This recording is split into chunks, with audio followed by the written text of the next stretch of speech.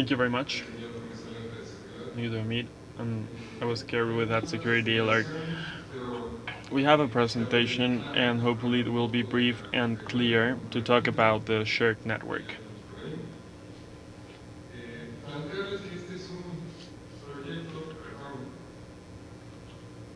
I'd like to say this is a project derived from the telecommunications reform that we passed in 2013. We have a diagnosis by the OECD pointing several incompetency problems. And to give you an idea, in the mobile part, they had participation levels over 82% of the market. Today, it has been reduced to 70%, but as you can imagine, 82% is a lot of market power. And based on this, we created a group of recommendations by the OECD to reduce entrance barriers and generate markets in dispute, which means trying to avoid monopolized market. We have fulfilled or complied with 38 of the recommendations. And some of the elements that were characteristic of the reform of 2013 were the following: having an autonomous regulator, actually an autonomous constitutional body, which is the Federal Telecommunications Institute. We created new laws in telecommunication matters as well as in competition matters. We opened up foreign investment up to 100%. And furthermore, we allowed the Federal Telecommunications Institute, in which I was lucky to work for a few years, to generate several measures for the waiting. And also, we were able to use the digital dividend of this transition with a shared network, uh, the retail shared network. So this is a project that has been established at a constitutional level and also at a legal level. So that's its origin. We established the project's characteristics in the Constitution so that it could be very strong and so that we could create what we call a country project. This is not an initiative that comes from a ministry or a secretary. It is a project in which the executive branch is involved, as well as the regulator and the competent authority, the Congress of the Union, and eventually the specialized courts when there was any legal issues came up. So all of them are included in the project. According to the Constitution, we established the obligation of guaranteeing installation, guaranteeing the access to assets. We were able to take advantage of 90 megahertz in the 700 megahertz band and handle principles. For example, whenever the state intervened, we shouldn't be affecting the competence. We should be neutral in the competence. We established a requirement that we consider to be extremely important because this network will provide connections to everybody, to offer a better coverage, increase the amount of services, and this is a characteristic that we define as not having an influence. What does this mean? That any operator, no existent telecommunication providers, fixed or mobile, could be able to have control on the commercialization strategy or in the deployment strategy. So no existent operators in the market could do this. Nowadays it would be AT&T, Telcel, etc. So none of them could have that network for exclusive use, which means they didn't have an influence. So by studying the project, we also saw, after a hard lesson learned because of the fall of oil prices, that we didn't want a project independent from federal budget. There was a risk regarding budgetary availability, and so we decided to transfer this risk to private capital. So all of the whole project was carried out with capital, with private capital. And what did we see here? Well, possibility of competing, possibility of increasing the capital with foreign direct investment, take advantage of the openness that we had with our 100% level of foreign investment, and the possibility of attracting new people into the market. No, someone who was not an operator, because as you can imagine, going into a market in which there is a participation of 82% by a single operator, well, um, it takes a lot of courage. So, and also basing ourselves in market mechanisms. So, holding all of the project in those market mechanisms, no subsidies, no guaranteeing the purchase of capacity, and not guaranteeing the purchase by the state. If the state buys capacity, then it should be in competence, in competition conditions. So what are we doing? Passing to the capital risk. We, we are transferring this to private capital. And what is the formula that we are using? A public-private partnership that is self-funded.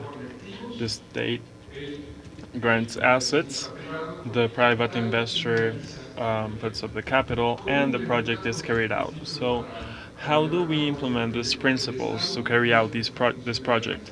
For the state to fulfill this obligation, we created a public body, this non-centralized public and small body. It is Promtel, and I have the honor of being the director. It was created on March 11, 2016, and we had the bidding of the public-private partnership at that moment that was trying to comply with the obligation of guaranteeing the installation through the correct deployment of the project. So guaranteeing that obligation of the state was not translated into putting up money, but monitoring the public-private association contract. Promtel is a concessionaire of the 700 megahertz band, and in that way, it can ensure access to the necessary assets of the project. It also promotes investments for infrastructure. It does not grant capital. It applies public policies that are drafted, and it keeps the neutrality principle clean.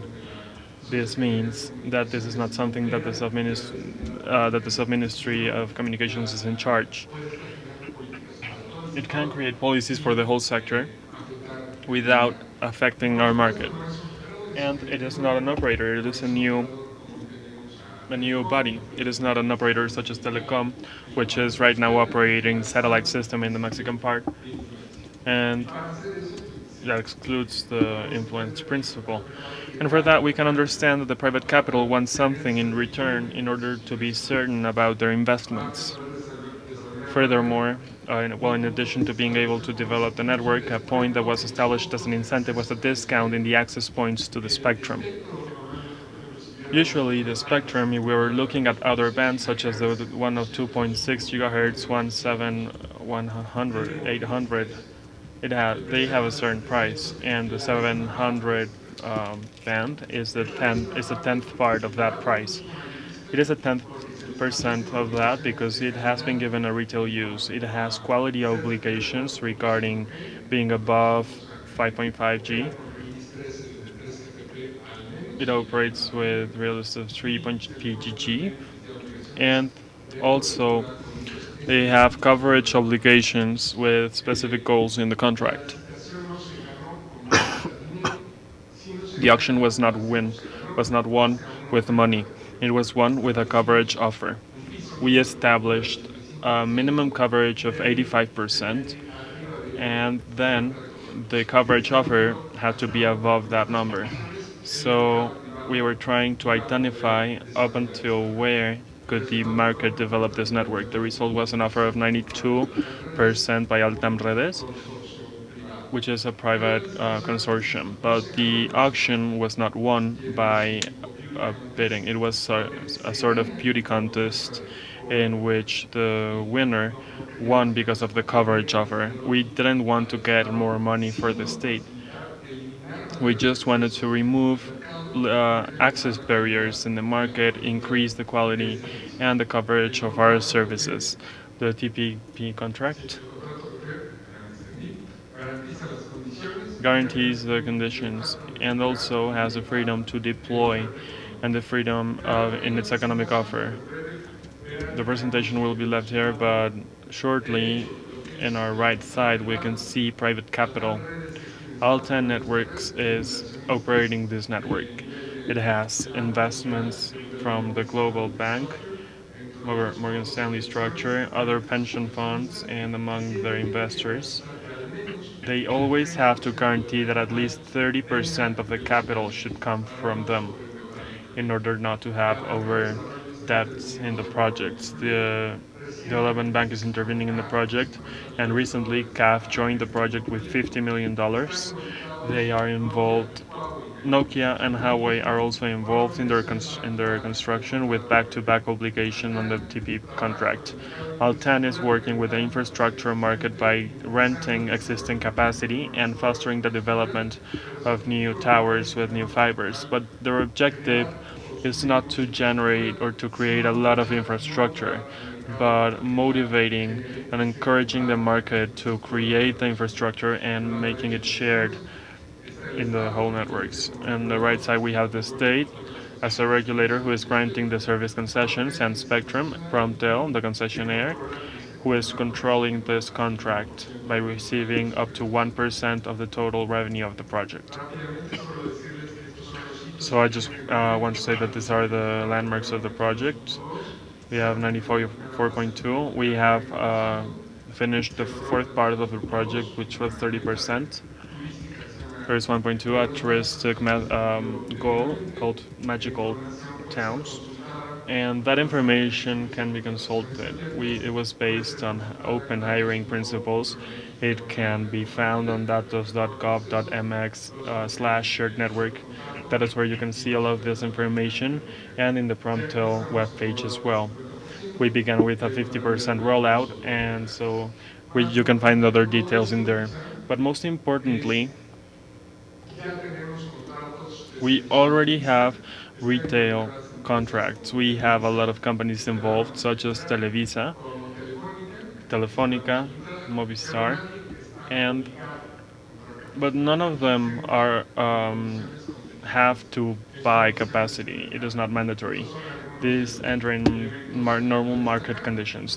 These are some of the elements I wanted to highlight, and I also wanted to say that the regulator offers the public offer, but it is not controlling the fees.